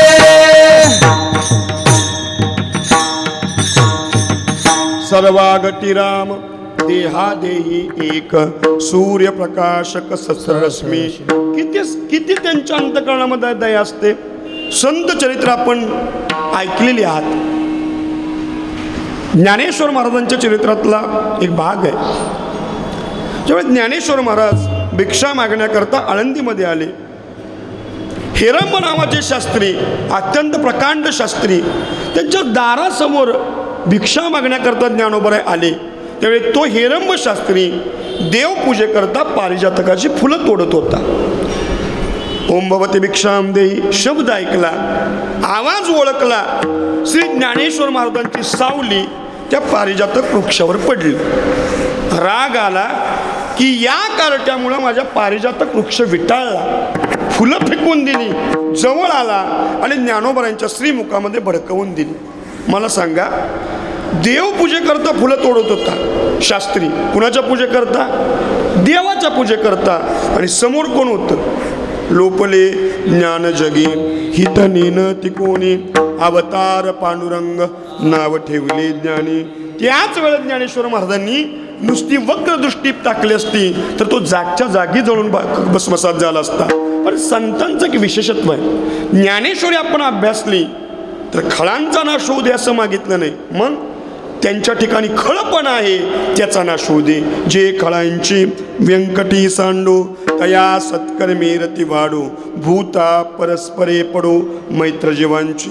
एक दिवस ज्ञानेश्वर महाराज सिद्ध बेटामध्ये आहेत, एका खडकावर बसलेले आहेत, डोकं खाली घातलं, धाय मोकळून रडायला लागले. मुक्ताईंना वाटलं बहुतेक ज्ञानदादाला कोणी मारलं असावं. जवळ आल्या, हात फिरवला पाठीवरून, म्हणे दादा आज तुला कोण काही बोललं का? नाही म्हणे मुक्ते. मारलं का कोणी? म्हणे तसंही नाही काही. मग झोळीमध्ये कोणी शेण टाकलं का, चिखल टाकलं का? नाही मुक्ते. मग का रडतोस? म्हणे दादा सांग ना. काही नाही, आज मला माझ्या आईची आठवण आली. मुक्ते, दर 15 दिवस झालं की आपली आई कुठलंही साहित्य जमा करायची आणि आपल्याला मांड खाऊ घालायची. एवढे दिवस झाले, आज आई गेल्यापासून आईचं प्रेम आपल्याला कोणी दिलं नाही. कारण माऊली वर्णन करतात, सगळ्यात प्रिय लेकरू आईला असतं. बर, आईचं लेकरावर किती प्रेम आहे कोण सांगू शकेल? आईच किती प्रेम आहे. ज्ञानेश्वर महाराज म्हणतात, आईचं लेकरू आईला किती प्रिय असतं. लेकराला आई किती प्रिय असते हा भाग वेगळा आहे. असते प्रिय, पण 18व्या अध्यायामध्ये माऊली वर्णन करतात, जोपर्यंत 2चे 4 होत नाही तोपर्यंत पुष्कळ प्रेम असतं, पण एकदा 4 झालं की ते प्रेम टिकेलच असं काही नाही. पण ज्ञानेश्वर महाराज वर्णन करताना कुठं? तेषा मम समुदरता मृत्यू संसार सागरात भवामी न चिरा पार्थ मय्या विषित चेतसा. तेव्हा ज्ञानोबराय भाष्य करताना करतात, किंबहुना धनुधरा जो मातेची आहे उदरा, तो मातेचा सोयरा केतुला पा. अगदी 50 वर्षाचं पोरग होऊ दे, पण ती आई समोर जेवताना बसत असते. एक भाकरी ती पोरग खातं, आईलाही माहीत असतं. पण ती म्हणती, बाळा काय आज जेवला नाहीस तू? म्हणे आई अगं एक भाकरी वाढली ना, खा, एक चतकोर घे, माझी शपथ आहे तुला. पोरला ती शपथ मोडता येत नाही. चतकोर जबरदस्तीनं वाढणारी ती आई असते. माझी शपथ आहे, एक चतकोर तरी घे. हे कुठपर्यंत आई आहे तोपर्यंत.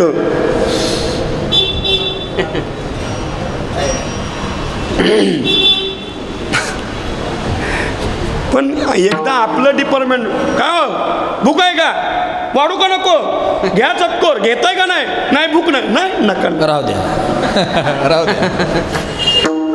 म्हणजे मला म्हणायचं नाही पत्नी प्रेम करत नाही, पण पत्नीपेक्षा निस्वार्थ प्रेम करणारी ही आई असते. करिला भाविन प्रीती, करिला भाविन प्रीती, करिला भाविन प्रीती, करिला भाविन प्रीती. हायसी कळवळ्याची जाती, करिला भाविन प्रीती, करिला भाविन प्रीती, करिला भाविन प्रीती. आईसी कळवळ्याची जाती, करिला भाविन प्रीती, करिला भाविन प्रीती, करिला भाविन प्रीती. मातेची या चित्ती अवघी बाळकाची व्याप्ती, देह विसरे आपुला जवळी घेता क्षीण. तुका म्हणे माते बाळा कळवळा भेटीचा. लेकीवर तर अतिव प्रेम असतं. जेव्हा त्या आईला कळतं लेक येणार आहे, त्या दिवशी म्हातारी 3 वाजताच जागी होते. सून विचारते, म्हणे आत्या 3 वाजलेत, झोपा ना. म्हणजे झोपच येत नाही का, काय सांगू तुला. 4 वाजता म्हातारी आंघोळ करून तयार असते. लेक संध्याकाळी 5 वाजता येणार असते. पण म्हातारी 4 वाजता आंघोळ करून तयार असते, एका कपावर असते. सून म्हणते आत्ती जेवा ना हो. नाही म्हणे मला भूकच नाही. ज्यावेळेस लेक यायची कळते त्यावेळी भूक नसते, आणि ज्यावेळे माहेरून सासरला लेक जाते त्यावेळी भूक निघून जाते.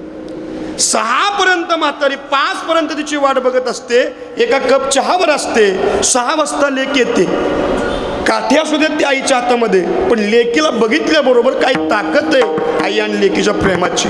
काठी तडक टाकते, धावत जावत जाते, मिठी मारते. जेव्हा ती लेकीला मिठी मारते, सासरची सगळी दुःख त्या आईच्या मिठीमध्ये सगळी निघून जात असतात. ज्ञानोबा म्हणतात जसं लेक आपली दुःख घालवण्याकरता आईकडे जाते आणि आपली सगळी दुःख घालवते. आई जेवली का? ती म्हणे काय नाही ग, भूकच नाही. मग 1 कप चहा पिली, भूकच नाही का? तू येणार, माझी भूक निघून गेली. मग जा ना, जेव ना थोडं. नाही म्हणे जेवते, पण तुला माझ्याबरोबर जेवावं लागेल. अगं जीवन आली, माझी शपथ आहे, माझ्याबरोबर 2 घास का. स्वतः 1 घास उचलते, त्या लेकीला चारते आणि मग आपण खाते. आणि ज्यावेळी 2 दिवसानं लेक निघते त्यावेळी आईला अश्रू थांबत नाहीत.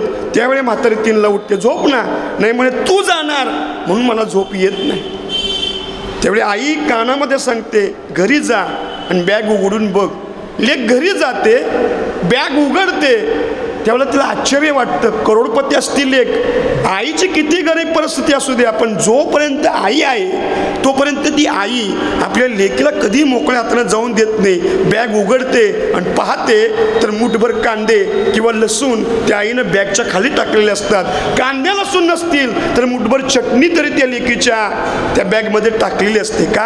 आपली लेक रिकाम्या हाताने माहेरून जाऊ नये, हे अंतःकरणातलं प्रेम त्या आईचं असतं. ज्ञानोबा आहे ना, आईची आठवण झाली. म्हणजे दादा सगळं साहित्य जमा केलंय पण भांडं नाही, चल म्हणे आपण भांडं आणायला जाऊ.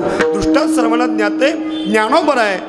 आणि आईसाहेब भांडं मागण्याकरता आळंदीमध्ये आली. हाक दिल्याबरोबर कुंभार बाहेर आला, दोघांच्याकडे पाहिलं आणि अश्रूचे बाण सुरू झाले. अरे बिना आई बापाची लेकरं, मधुगिरी सुद्धा आळंदीतले लोक नीट खाऊन देत नाहीत. कशा करता आला म्हणे? काही नाही म्हणे, आई गेल्यापासून दादाची इच्छा आहे मांड खायची, सगळं साहित्य आहे म्हणे, पण भांडं नाही. कुंभार आतमध्ये गेला, मदत करेल त्याला वाळीत टाकलं जायचं, पण गडबडीमध्ये गेला, ते भांडं दिलं. जा म्हणे आता लवकर कोणी याच्यात. इतक्यामध्ये विसोबा खेचर आले, पाहिलं आणि त्याने ते भांडं लाथीने उडवून दिलं. भांड्याचे 2 भाग झाले. ज्ञानोबांना थोडा राग आला.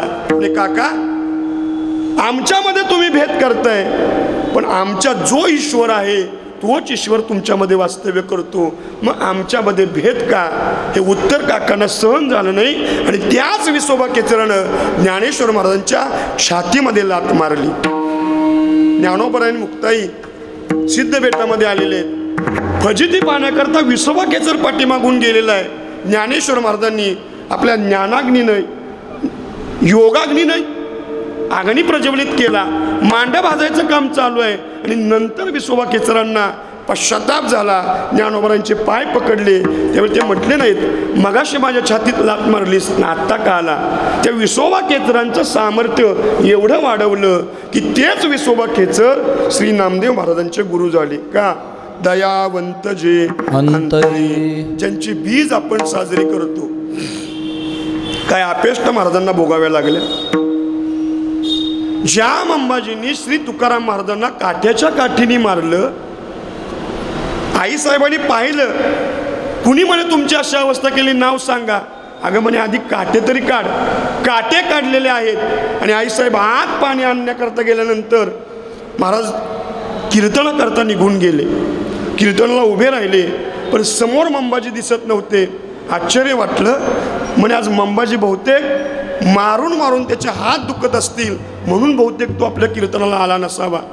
घरी गेल्याने सांगितलं मंबाजी हात चेपून देतो, पण कीर्तनाला चल म्हणणारे श्री तुकाराम महाराज ज्यांनी गाथा बुडवली, अंगाचा दाह व्हायला लागला. धावत धावत आळंदीमध्ये आले. ज्ञानोबांनी सांगितलं आमचं दार बंद आहे, तुम्ही देहूमध्ये जा. ज्या तुकाराम महाराजांचा गाथा बुडवला त्यांच्या समोर जावं कसं लाज वाटली आणि एक शिष्य पाठवला. श्री तुकाराम महाराजांचं भजन ओट्यावर चालू होतं. सगळा वृत्तांत महाराजांना सांगितला. मग महाराज म्हटले नाहीत ज्यानं माझा गाता बुडवला त्याचा माझा काही संबंध नाही, पण संतांचं अंतकरण आहे ते. अभंग लिहून दिला. चित्तशुद्ध तरी शत्रू मित्र होती, व्याघ्र येणे खाती सरपतया. तो अभंग लिहून दिला. एक एक एक एक अक्षर वाचता वाचता वाचता संपूर्ण अंगाचा दाह शांत झाला आणि मग पश्चाताप झाला. मग शरणागती पत्करली आणि मग कळलं की तुकाराम महाराज म्हणजे नेमकं कोण आहे. तुका विष्णू नाही तुझा, तुका विष्णू नाही तुझा, तुका विष्णू नाही तुझा, तुका विष्णू नाही तुझा. म्हणे रामेश्वर भक्त द्विजा, म्हणे रामेश्वर भट्ट द्विजा. म्हणे रामेश्वर भट्ट द्विजा, म्हणे रामेश्वर भट्ट द्विजा. तुका विष्णू नाही तुझा, तुका विष्णू नाही तुझा, तुका विष्णू नाही तुझा, तुका विष्णू नाही तुझा.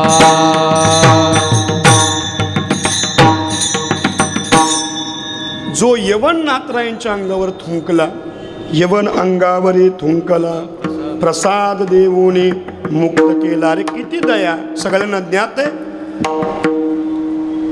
एक गरीब ब्राह्मण पैठणमध्ये आलं आणि सांगितलं बाबा मुलीचं लग्न काढलंय, काही मदत झाली तर बरं होईल. म्हणे मदत करू, पण आमची एक अट आहे. काय? त्या कोपऱ्यामध्ये म्हणे नाथ आहे, त्या नाथाला जर राग आणलास तर तुला बक्षीस मिळेल. हरकत नाही म्हणले. त्यात काय अवघड आहे का? नाथरायांचं घर विचारत विचारत गेला. नाथ महाराज पूजेकरता बसले होते. त्यानं विचार केला पूजेत बसलेला माणूस आहे, आपण चप्पल सहित जर आत गेलो तर नक्की राग आल्याशिवाय राहणार नाही. चप्पल सहित आत गेला. महाराजांनी पाहिलं, आरती संपली, नैवेद्य दाखवला, पाठीमागं वळून पाहिलं, हात जोडले. वा काय म्हणे तुमची भक्ती आहे, आमची एवढी भक्ती नाही. तुम्ही भगवान परमात्मा पांडुरंगाला पाहिलं आणि भगवान परमात्मा पाहिल्याबरोबर तुम्ही आत आला, तुम्हाला कळलं सुद्धा नाही की तुमच्या पायामध्ये चप्पल आहे. वा म्हणे काय तुमची भक्ती आहे. म्हणले आता आपलं काही साधत नाही. ठीक आहे म्हणे, तुम्ही अतिथी आलाय, जेवल्याशिवाय जाऊ नका, अतिथी देवो भव. ठीक म्हणले, काय हरकत नाही. नाथरायांची पत्नी वाढत असताना तो आईसाहेबांच्या पाठीवर बसला. आता राग आल्याशिवाय राहत नाही म्हणे. पण संतांचं जर पाहिलं तर हे विकार तुम्हा लोकांना त्रास देतात, पण तेच विकार संत महात्म्यांनी मात्र आपल्या मुठीत ठेवलेले असतात. याचं कारण काय? याचं कारण आहे काम क्रोध बंदी खाणी, काम क्रोध बंदी खाणी, काम क्रोध बंदी खाणी, काम क्रोध बंदी खाणी. तुका म्हणे दिले दोन्ही, तुका म्हणे दिले दोन्ही, तुका म्हणे दिले दोन्ही, तुका म्हणे दिले. हा इंद्रियाचे धनी आम्ही झालो गोसावी, इंद्रियाचे धनी आम्ही झालो गोसावी, इंद्रियाचे धनी आम्ही झालो गोसावी, इंद्रियाचे धनी आम्ही झालो गोसावी. काम क्रोध बंदी खाणी, तुका म्हणे दिले दोन्ही, इंद्रियाचे धनी आम्ही झालो गोसाई. काम क्रोध बंदी खाणी, तुका म्हणे दिले दोन्ही, इंद्रियाचे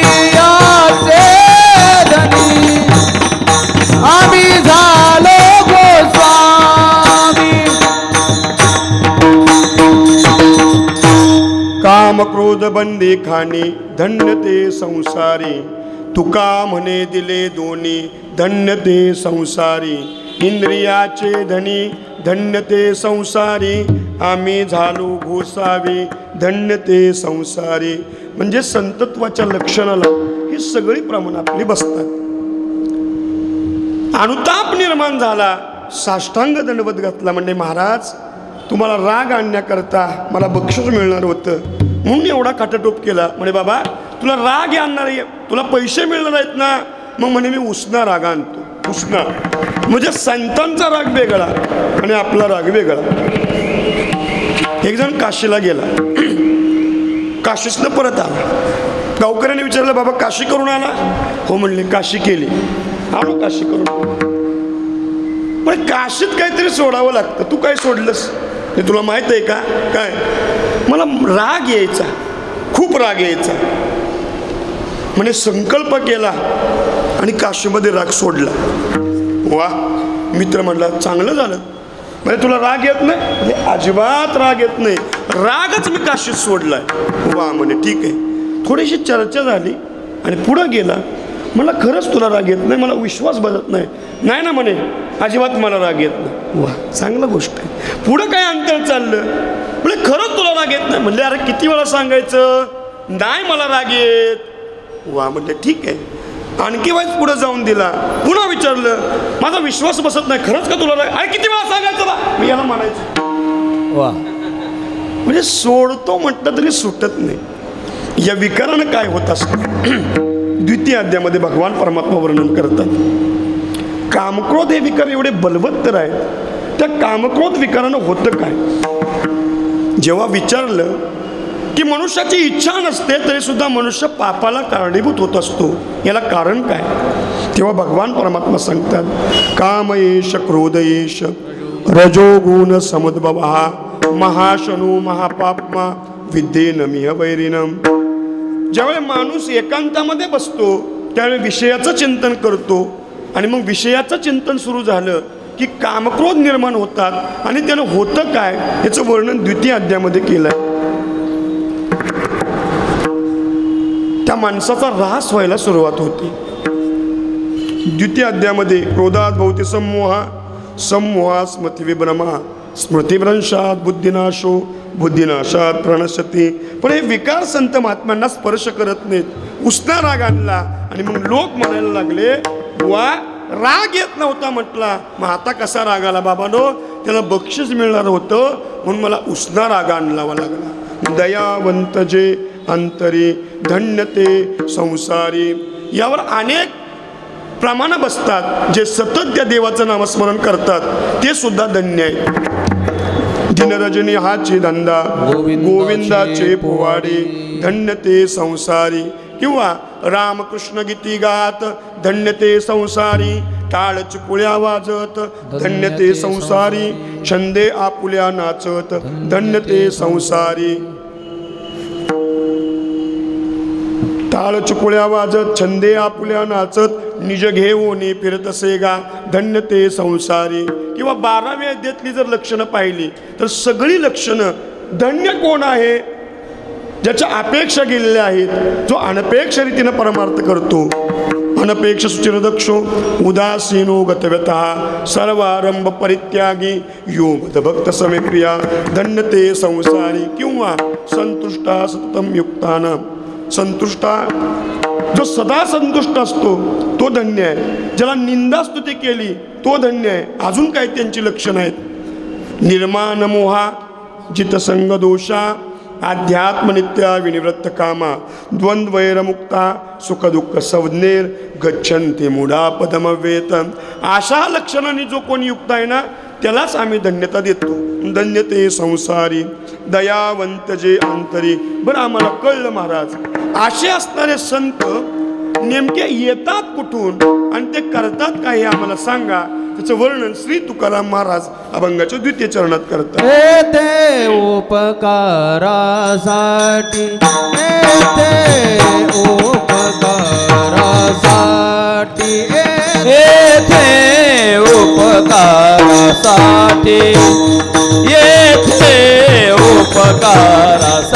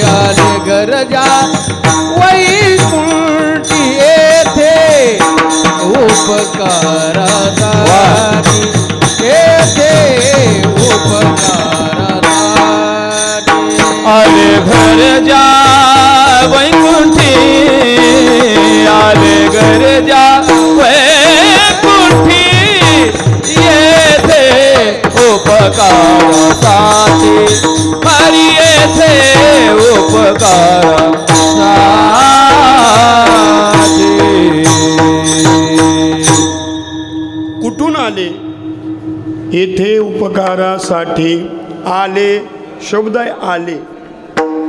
तुम्हा लोकांना यावं लागतं. संत महात्मे स्वेच्छेनं येतात आणि स्वेच्छेनं निघून जातात आणि भगवान परमात्म्याला आणावं लागतं. आम्ही कुठून आलो? आम्ही वैकुंठवासी आलो याची कारणासी, बोलिले जे रुसे साच भावे वर्ताया. काय करतो? जाडू संतांचे मार्ग, आडराणी भरले जग, उचिष्टाचा भाग शेष उरला ते सेऊ. म्हणून आलो शब्द आहे. बरं, येऊन तुम्ही करता काय? कशा करता आला? येथे उपकारासाठी, उपकार करण्याकरता संत महात्मे आले. काही लोक असे असतात जी फक्त उपकारावर उपकार करण्याचं काम करतात. ज्यांनी आमचा उपकार केले त्याचा उपकार करायचे. काही लोक असे असतात की अपकार्यावर उपकार करतात. काही लोक असे आहेत की जी उपकारावर अपकार करण्याचं काम करत असतात. ज्याने आपल्यावर उपकार केला त्याच्यावर अपकार करायचे. उदाहरणार्थ भस्मासूर. दृष्टांत सर्वांना ज्ञात आहे. म्हणजे देवा, रोज तुम्हाला चित्तभस्म आणून द्यावं लागतं, रोज रानावनामध्ये फिरावं लागतं. असं काहीतरी करा की जेणेकरून माझे श्रम वाचले पाहिजेत. ठीक आहे म्हणे, वरदान देतो. ज्याच्या डोक्यावर हात ठेवशील तोच भस्म होईल. सोपं झालं ना. रोज उठायचं, डोक्यावर हात ठेवायचा, भस्म करायचं. रोज उठायचं, डोक्यावर हात ठेवायचं, भस्म करायचं. त्याला असं वाटलं हे रोज रानामाळातनं फिरायचं, रोज कुणाच्या तरी डोक्यावर हात ठेवायचा, ते भस्म आणायचं, यांना आणून द्यायचं. मग त्याच्यापेक्षा एवढे उपद्व्याप करण्यापेक्षा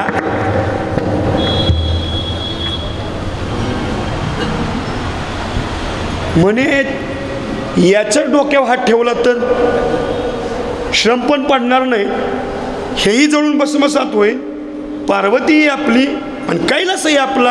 आणि लागलं ना माग कुणाच्या? भगवान शंकराच्या. शंकराच्या मागं लागलं. कोण?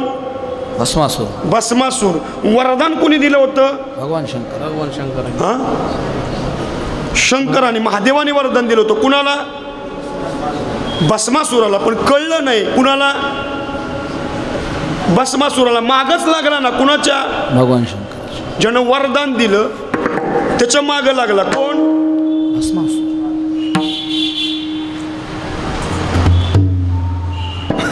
म्हणजे त्यावेळी एकच होता. आता पुष्कळ आहे. ज्या गुरुनी विद्या दिली त्या गुरूंचं नाव घ्यायला आम्ही लाजतो. वा, कुठं कीर्तन शिकला? आपण कीर्तन बिर्तन कुठं? आपला आपणच गुरु. आपला कोण गुरु नाही, आपला आपणच शिकू. वा रे भस्मासूर. ज्यानं मृदंगाची विद्या दिली त्याचं नाव घ्यावं. ज्यानं गायनाची कला दिली त्याचं नाव द्यावं. ज्यानं कीर्तनाची कला आम्हाला दिली त्याचं नाव घ्यावं. ज्यानं दीक्षा दिली, काही काही लोक त्या गुरूंचं नाव घ्यायला घाबरतात. अरे भस्मासुरा, त्यानं दीक्षा दिली ना तुला, घे ना त्याचं नाव, काय हरकत आहे. कारण श्रद्धावा लभते ज्ञानम तत्परा सैतेंद्रिया ज्ञानम लब्ध्वा परा शांतीम अचिरेनाधिम गच्छति. समाजामध्ये दोन वर्ग आहेत. एक पहिला वर्ग आहे कृतज्ञ आणि दुसरा वर्ग आहे कृतज्ञ. म्हणजे केलेल्या उपकाराची जो जाण ठेवतो तो कृतज्ञ आहे आणि केलेले उपकार जो विसरतो त्याला म्हणायचं कृतज्ञ. एक जण रस्त्यानं चालला, चालता चालता ठिसकळला, पडला, मार लागला, हातापायाला मार लागला. त्यानं उचलला आणि याला दवाखान्यामध्ये ॲडमिट केलं. डॉक्टर म्हणे मला कोणी ॲडमिट केलं? म्हणजे हा व्यक्ती आहे ना, या व्यक्तीने तुला ॲडमिट केलं. बरं झालं म्हणले, तुमचे उपकार झाले, ऐन मोक्यात तुम्ही आला आणि मला ॲडमिट केलं, बरं झालं. ते हॉस्पिटलमधनं घरी गेलं, पण विचार करायला लागलं या व्यक्तीने आपल्यावर उपकार केले, याचे उपकार फेडले पाहिजेत. पण याच्याकरता तो हॉस्पिटलला गेला पाहिजे, याला मी हॉस्पिटलला नेलं पाहिजे तर उपकार फेडतील. बऱ्याच दिवस तो विचार करायला लागला की याच्या उपकारातून आपण उतराई व्हायचं कसं. मग यानं याची दिनचर्या बघितली, नेमका उठतो कधी, कुठं जातो हे सगळं बघितलं. शेतामध्ये याचं घर होतं. हे सकाळी 4 वाजता उठायचं, बहिर दिशेला बाहेर जायचं, पुन्हा यायचं, आंघोळ वगैरे उरकायचं. हा दिनक्रम बघितला. हे 2 वाजताच उठलं आणि त्याच्या घराकडे गेलं. त्यानं काय केलं, त्याच्या मार्गामध्ये भला मोठा दगड आणून ठेवला. सकाळी 4ला हे उठलं, बहिरी दिशेकरता निघालं, त्या दगडाला ठेसकळलं, पडलं, याच्याही हातापायाला मार लागला. यानं याला उचललं आणि दवाखान्यामध्ये ॲडमिट केलं. म्हणजे डॉक्टर काय इथं मला आणलं, कुणी ॲडमिट केलं? म्हणजे हे सद्ग्रस्त आहेत ना, यांनीच तुला ॲडमिट केलं. त्यानं बघितलं की गेल्या काही दिवसापूर्वी मी याला ॲडमिट केलं होतं, हा तोच व्यक्ती दिसतोय. बरं झालं म्हटले, तुम्ही माझ्या वेळेत आला, उपयोगी पडला, मला ॲडमिट केलं. तुमचे उपकार नाही म्हणजे उपकार म्हणूच नका, काय तुम्ही केलेल्या उपकारातून मी उतराही जा. पण म्हणजे मी विचार करतोय की माझ्या पायाखालचा रस्ता आहे, त्या रस्त्यावर दगड आलाच कसा? म्हणले काळजी करू नका, मीच आणून ठेवला होता. कशा करता? म्हणजे तुमच्या उपकारातून उतराई होण्याकरता. तुम्ही उठणार, मग पडणार, मी तुम्हाला ॲडमिट करणार. याला म्हणतात कृतज्ञ. जो केलेले उपकार विसरतो त्याला म्हणतात कृतज्ञ. संत महात्म्यांनी केवळ आणि केवळ आपल्यावर उपकार केले. किती उपकार केले? अरे आपल्या आई वडीलही सुद्धा एवढे उपकार करणार नाहीत. केले उपकार सांगू मी काय, पाप न करी ऐसी माय, धर्मे त्याच्या केले पाय, दिले अक्षया भयदान गा. केले उपकार सांगू मी काय, पाप न करी ऐसी माय, धर्मे त्यांच्या केले पाय, दिले अक्षया भयदान गा. केले उपकार सांगू मी काय, पाप न करी ऐसी माय, धर्मे त्याच्या हे केले पाय, दिले अक्षय भयदान गा. केले उपकार सांगू मी काय, बाप ना करी ऐसी माय, धर्मे त्यांच्या देखिले पाय, दिले अक्षय अभयदान गा. संत हे उपकार करतात, पण कशा पद्धतीनं उपकार करतात? सुभाषितकार वर्णन करतो, वृक्ष फळं देतात, उपकार करतात. नदी वाहते, इतरांची तहान क्षमवते, उपकार करते. गाई दूध देते, उपकार करते. तसंही संत महात्मी चंद्र, सूर्य, शीतलता, उष्णता देतात आणि उपकार करतात. तसं या पद्धतीनं संतही या जीवावर उपकार करतात. मग संतांचे कोणते उपकार आपल्यावर आहेत? श्री ज्ञानोबरायांनी ज्ञानेश्वरी आम्हाला दिली, जगद्गुरु तुकाराम महाराजांनी गाथा दिला, एकनाथ महाराजांनी भागवत दिलं. या उपरांत आपल्याला उतराई होण्याकरता किंवा भवनदी पहिलं तरी तिराकवर जाण्याकरता संत महात्म्यांनी आम्हाला नामासारखा सुलभ मार्ग आणून दिला. हे संतांचे कदापि न फिटणारे उपकार आहेत. म्हणून येथे उपकारासाठी आले गरजा वैकुंठे, धन्यते संसारी दयावंत जे अंतरी. येथे उपकारासाठी आले गरजा वैकुंठे. उरलेल्या 2 चरणाचा विचार आपल्याला भजनानंतर करायचा आहे.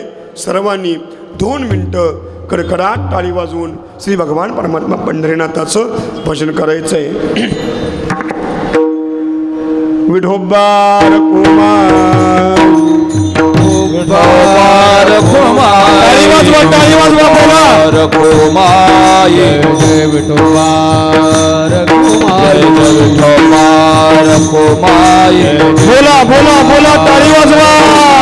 विठोबार कुमार, विठोबार हरी जय विठोबार कुमार, विठोबार कुमार, हरी जय विठोबार कुमार, विठोबार कुमाई, विठोबार कुमार, विठोबार कुमाई, विठोबार कुमार, विठोबार कुमाई. कमरदार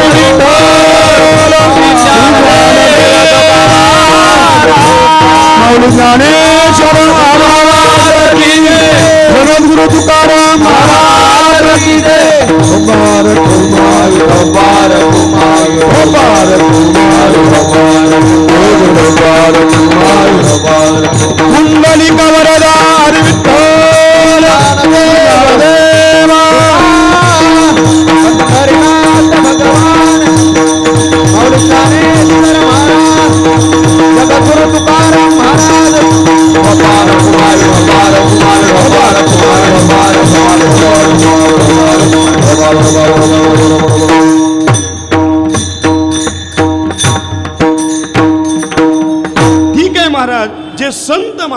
जगतावर उपकार करण्याकरता आले, त्या संतांचं काही लक्षण आहे का ते आम्हाला सांगा. आम्ही ठरवायचं कसं की ते संत आहेत. त्या संतत्वाचं लक्षण श्री तुकाराम महाराज अभंगाच्या तृतीय चरणात सांगतात. लाटिके वचन, लाटिके वचन, लाटिके वचन, लाटिके वचन. नाही देई उदासीन, नाही देही उदासीन, येथे उपकारासाठी, येथे उपकारासाठी. नाही देई उदासीन, नाही देई उदासीन, येथे उपकारासाठी, येथे उपकारासाठी.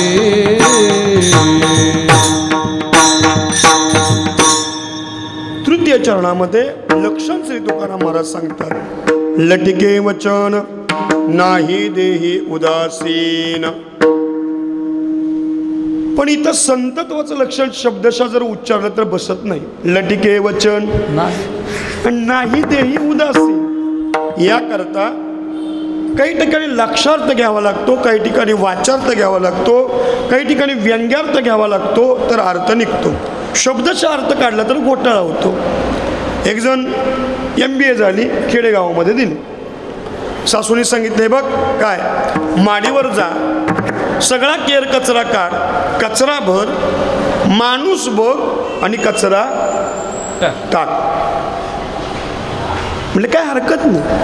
वर गेली, सगळी स्वच्छता केली, सगळा केर वगैरे जमा केला, तो भरला, टाकणार इतक्यामध्ये लक्षात आलं सासूने काय सांगितलं होतं, सगळा केर कचरा भर, माणूस बघ आणि कचरा. ती बाल्कनीत जाऊन उभी राहील. कशाला? माणूस बघायला. एक पंचायत समितीचे सदस्य, पहिल्यांदाच त्यांना मिटिंगला जायचं होतं, कडक कपडे पांढरी घातली होती आणि तिथून निघाले. निघाल्याबरोबर तिनं हात जोडले. बरं झालं म्हणे, अर्धा तास वाट पाहिली पण माणूस पाठवला. आणि ते नेमकं घरापुढून येताना आणि हिनं कचरा टाकताना एकच वेळ आली. जे पांढरं होतं ते सगळं काळं झालं. बडबड करायला लागलं. ती म्हातारीली म्हणे का बडबडताय? कचरा टाकला माझ्या अंगावर. कुणी टाकला? म्हणे वरून कुणीतरी टाकला. ने या सुनबाईनं काहीतरी केलं. हाक मारली, सुनबाई इकडे इकडे म्हटलं. बरोबर ती माडीवरून खाली आली. तुला काही कळतं का नाही? म्हणे अंगाव का कचरा टाकला? म्हणले तुमच्या आज्ञेचं पालन केलं. म्हणजे कसं काय? म्हणजे तुम्हीच सांगितलं होतं मगाशी, सगळा केर कचरा काढ, कचरा भर, माणूस बघ आणि कचरा. यांना बघायला म्हणले अर्धा तास घालवला. म्हणजे शब्दशः अर्थ काढला, घोटाळा झाला. तसं महाराजांचा एक अभंग आहे. किती आपण विचार करा पण अर्थ लागत नाही. अभंग श्रवणात ज्ञात आहे. पाहते पांडवा अखंड वनवासी, परित्या देवासी आठविती. पाहते पांडवा अखंड वनवासी. पांडवांचा वनवास किती वर्षाचा? पांडवांचा वनवास किती वर्षाचा? हा, पांडवांचा वनवास किती वर्षाचा?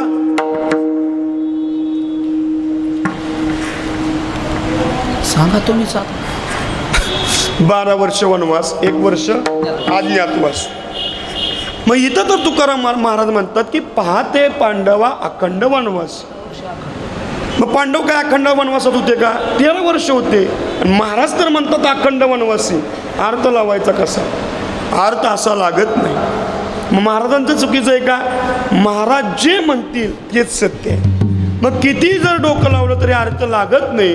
मग अर्थ लावण्याकरता लावावा लागतो असा. पाहते पांडवा वनवासी. पाहते पांडवा वनवासी, पण वनवासात असताना सुद्धा अखंड त्या देवासी आठविती. तर अर्थ लागतो, तर अर्थ लागत नाही. इथं संतत्वाचं लक्षण शब्दशः बसत नाही. लटिके वचन नाही देही उदासीन. मग अर्थ काढण्याकरता काय करावं लागतं? नाही इकडं घ्यावं लागतं. लटिके वचन नाही देही उदासीन. जे लटकं कधीही बोलत नाहीत. महाराज का लटकं बोलत नाही? कारण त्यांच्या बोलण्याचा विषय हा एकमेव देव झालेला असतो. बोलावा विठ्ठल, पाहावा विठ्ठल आणि करावा विठ्ठल. जीवभाव बोलण्याची नाही एका देवावेन काही. म्हणून लटिके वचन नाही. पुढं सांगतात देही उदासीन. जे देहावर उदास असतात त्यांना म्हणायचं संत. मग देहावर उदास असणं म्हणजे काय? काय काय उदासीन असतात ना, पण ती फार काळ उदासीनता टिकत नाही. आता लॉकडाऊन मागं गेलं, एखाद्याला विचारलं किती वर्ष माळ होती? म्हणला 25 वर्ष माळ होती. मग म्हणलं आता गळा मोकळा दिसतोय? नाही. म्हणलं डॉक्टरला सांगितलं जगायचं असेल तर माळ काढली पाहिजे म्हणून माळ. हेही उदासीन आम्हाला दिसतात. परंतु उदासीनाचा अर्थ काय? देह जावो अथवा राहो पांडुरंगी दृढ. पांडुरंगे दृढ भाव, पांडुरंगे दृढ भाव. देह जावो अथवा राहो पांडुरंगे दृढ भाव. पांडुरंगे दृढ भाव, पांडुरंगे.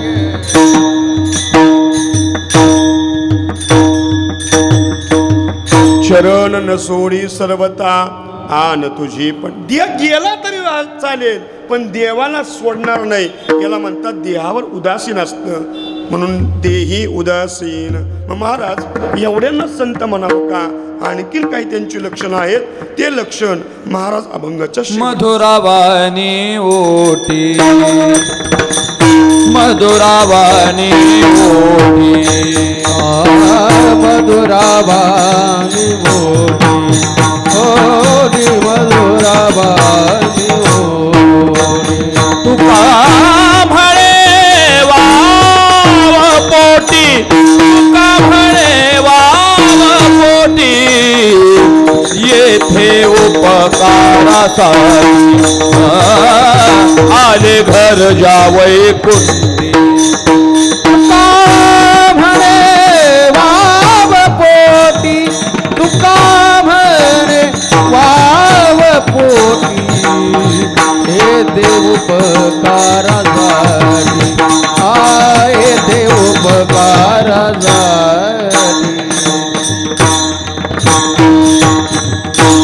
शेवट लक्षण श्री तुकाराम महाराज शेवटच्या चरणामध्ये सांगतात. मधुरावाणी ओटी आणि तुका म्हणे वाव पोटी. संत बोलताना हे मधुर बोलतात. म्हणजे साच आणि मवाळ, मितुले आणि रसाळ. शब्द जैसे कल्लोळ अमृताचे. मुखी अमृताची वाणी, देह देवाचे कारणी. म्हणून आपल्या मराठीमध्ये एक विचार आहे, माणसानं बोलताना विचार करावा, बोलून विचारात पडू नये. कारण शब्दच हे असा हत्यार आहे, शब्दानंच माणसं जोडली जातात आणि शब्दानंच माणसं तोडली जातात. एखादा नवीन मुलगा भजनामध्ये आला, त्याला काही टाळ वाजवता येत नाही, नीट म्हणता येत नाही. तो जर टाळ चुकला तर निष्णात भजनी असतात, ज्यांना आपसुरी झालेलं आवडत नाही. टाळ वाजवा येत नाही, म्हणा येत नाही आणि भजनात आलेस, कशाला भजनात आलेस? ते म्हणतो टाळ पण तूच वाजव आणि भजन पण तूच कर. काय काय भजनं भजन्यांच्यामुळं बंद पडली. मग ते जर म्हटलं ना असू दे असू दे असू दे, वाजव वाजव, तुला नीट टाळ वाजवा येईल, असू दे, आपसुरी म्हणतोयस पण चांगला म्हणशील, असं जर म्हटलं तर ते पुन्हा भजनात येतं, चांगला टाळ वाजवतं, चांगलं म्हणतं. पण सुरुवातीला जर म्हटलं टाळ वाजवतंय ना, कशाला भजनात आलं, तर ते पुन्हा येत नाही. बोलताना मधुर बोलावं. म्हणून मधुरा वाणी ओटी आणि तुका म्हणे वाव पोटी. तुका म्हणे वाव पोटी म्हणजे काय? संत महात्मे कुणीही जा, स्त्री असो, पुरुष असो, लहान असो, मोठा असो, कुणी जरी गेलं तर ते संत महात्मे त्यांना आपलंसं करतात, आपल्यामध्ये सामावून घेतात. मधुरावाणी ओटी तुका म्हणे वाव पोटी. धन्य ते संसारी दयावंत जे अंतरी. धन्य ते संसारी येते उपकारासाठी. धन्य ते संसारी आले गरजा वैकुंठी. धन्य ते संसारी लटिके वचन नाही. धन्य ते संसारी देही उदासीन. धन्य ते संसारी मधुरावाणी ओटी. धन्य ते संसारी तुका म्हणे वाव पोटी धन्य ते संसारी ज्ञानेश्वर माऊली ज्ञानराज माऊली तुकाराम ज्ञानेश्वर माऊली जय जय ज्ञानेश्वर माऊली ज्ञानराज माऊली तुकाराम ज्ञानेश्वर माऊली जय जय ज्ञानेश्वर माऊली ज्ञानराज माऊली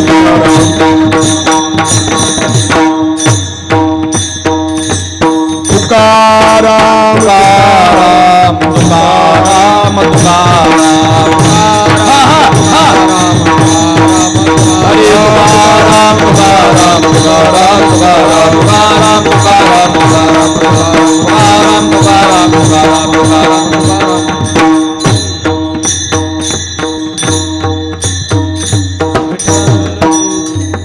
असो झालेली संकीर्तन रूपी सेवा ज्ञानेश्वर महाराज तुकाराम महाराज भगवान परमात्मा श्री पंढरीनाथ रुक्मिणी साहेबांच्या चरणारविंदावर श्री गुरूंच्या चरणारविंदावर समर्पित करतो. तुम्हा सर्व मायबापांचं दर्शन घेतो आणि सेवेला या ठिकाणी पूर्णविराम देतो. विठ्ठल जय जय विठ्ठल जय विठ्ठल जय जय विठ्ठल विठ्ठल जय जय विठ्ठल आ बोलिले रे पुरे वेडे वाकुडे उतरे करा क्षमा अपराध महाराज नाही विचारिला अधिकार मी आपुला क्षमा अपराध तुका म्हणे ज्ञानेश्वरा राखा पायात ते किंकरा क्षमा अपराध महाराज तुम्ही उपस्थित संत सचरी हरी जय जय राम कृष्ण हरी हरे जय जय राम कृष्ण हरी हरी जय जय राम कृष्ण हरी हरि जय जय राम कृष्ण हरी हरी जय जय राम किरण कृष्ण हरी हरि जय जय राम कृष्ण हरी हरी जय जय राम कृष्ण हरी हरि जय जय राम कृष्ण हरी हरी जय जय राम कृष्ण हरी हरि जय जय राम कृष्ण हरी जय जय राम कृष्ण हरी हरि जय जय राम कृष्ण जय जय राम कृष्ण हरि जय जय राम कृष्ण जय जय राम कृष्ण हरि जय जय राम कृष्ण जय जय राम कृष्ण हरि जय जय राम कृष्ण हरी जय जय राम कृष्ण जय जय राम कृष्ण जय जय राम कृष्ण जय जय राम कृष्ण जय जय राम कृष्ण हरि जय जय राम कृष्ण हरी जय जय राम हरि हरि जय जय राम कृष्ण हरि जय जय राम कृष्ण